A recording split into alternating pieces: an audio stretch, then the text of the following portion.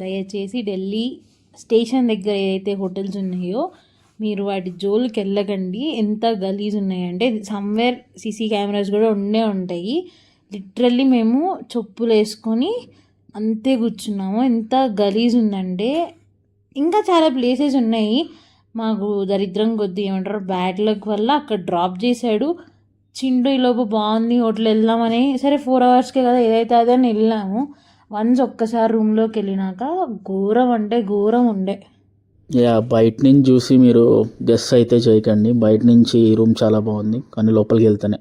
And ఇంకోటి ఏంటంటే వాడు రూమ్ చూపించకుండానే పేమెంట్ తీసేసుకున్నాడు. అది కూడా ఫాల్టే. రూమ్ చూసి పేమెంట్ చేయాల్సింది ఒకసారి మేము.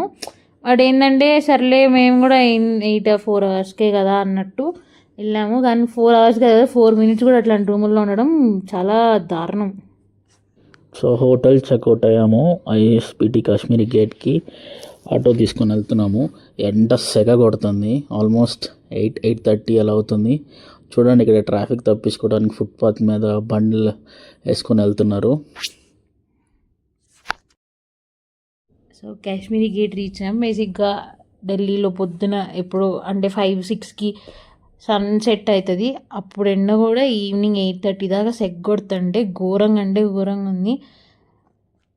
టూ మచ్ హీట్ వేవ్స్ అనమాట. సో కాశ్మీరీ గేట్కి వెళ్ళాక లైక్ బస్ స్టాండ్లో we have waited for long time. అక్కడ కిన్లే అని చెప్పి పిచ్చి బాటిల్స్ అన్నీ అమ్ముతున్నారు. We have no other option, మనం అయ్యే కొనుక్కోవాలి అక్కడ. సో మా బస్ 8:30కి, లిటరల్లీ అది 9:30కి వచ్చింది. అండ్ హెవీ క్రౌడ్ ఉండే ఫుల్గా.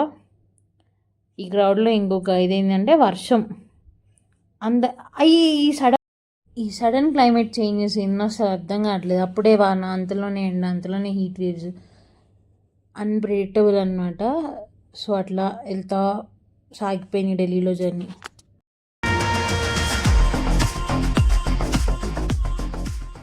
So after 1 hour ISBT Kashmiri గేట్లో ఉన్న తర్వాత బస్సు అనేది వచ్చింది.